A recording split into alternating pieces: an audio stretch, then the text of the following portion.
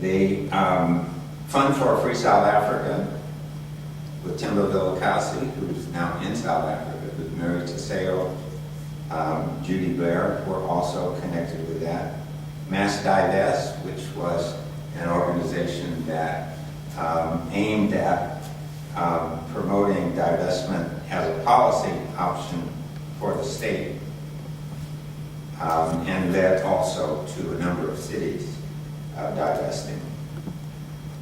The International Defense and Aid Fund for Southern Africa that Margaret Burnham was a national co-chair of, I guess, and then I became chair after her. It was run by Reverend King Carstens, who is now resident in South Africa.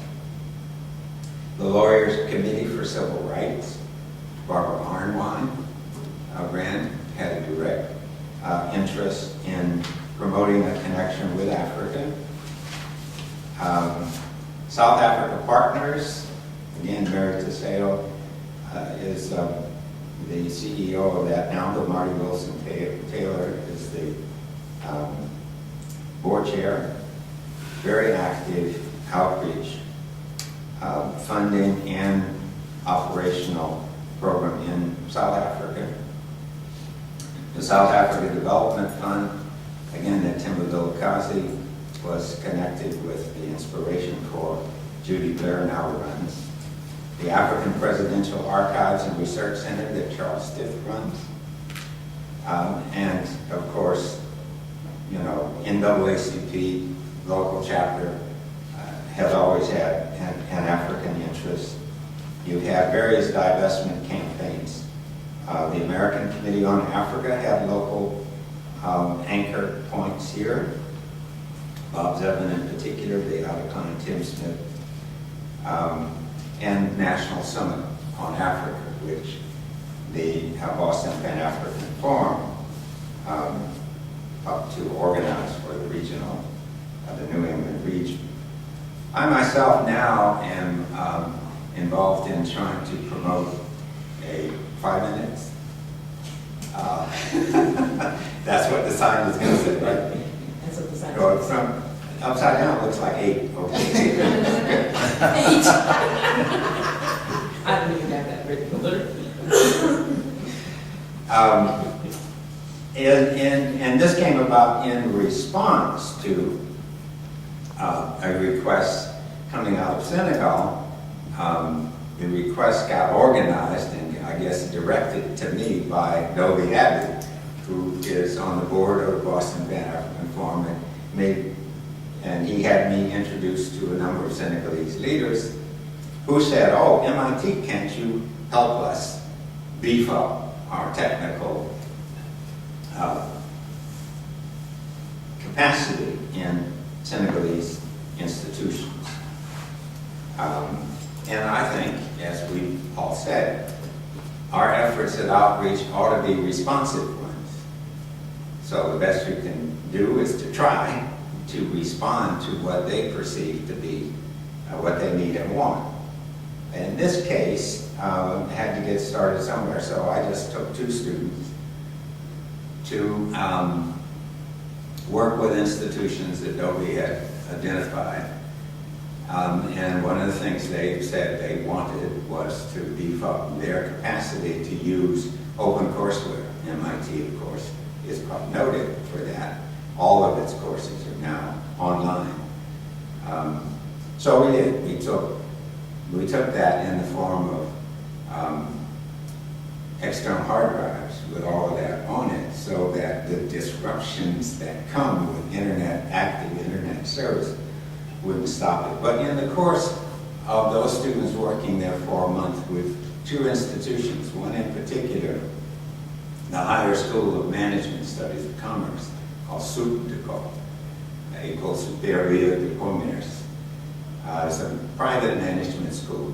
What they wanted, in addition to being able to use the internet curriculum effectively, was to start a new industry in Senegal, a green industry. But from their point of view, the point was that they wanted this industry to be something that the school itself would be part owner of. and that would give them an endowment. The academic director of the school is trained as a botanist and biochemist, I guess, and he wanted to solve several problems at once, leading, of course, to this endowment. But fundamentally, to clear the Senegal River basin of a vegetation called Tifa australis, which we know as cattails. Cattails now block the whole stretch of the Senegal River because dams were built that stopped the annual fluctuations and that used to drown the cattails, or that would allow seawater to back up the river and kill them. All that stopped. Cattails now grow wild and have blocked the whole riverfront. Senegal, like most of the West African countries, most of their heating source is charcoal. Charcoal is made out of the wood that is cut from their very meager forest reserves in the south of the country.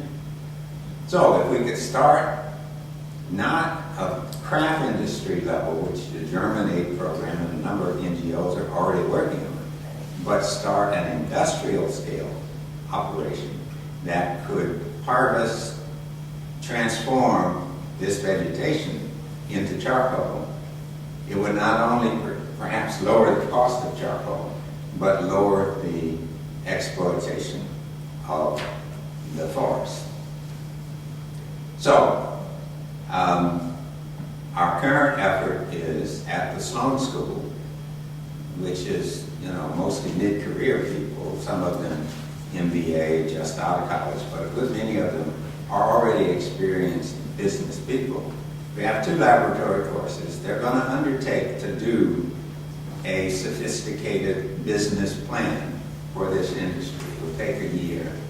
But in a year's time, we should have something presentable to investors, presentable to the government, that will create a new industry there at a sufficient scale to impact the charcoal industry, lower the exploitation of the forest, give Senegal a way to buy carbon credits on the open market, create an endowment for the soup de co, open up the riverfront, and possibly even use this vegetation to create ethanol, and if the government mandates the use of it as an additive to gasoline, lower their exposure to imports.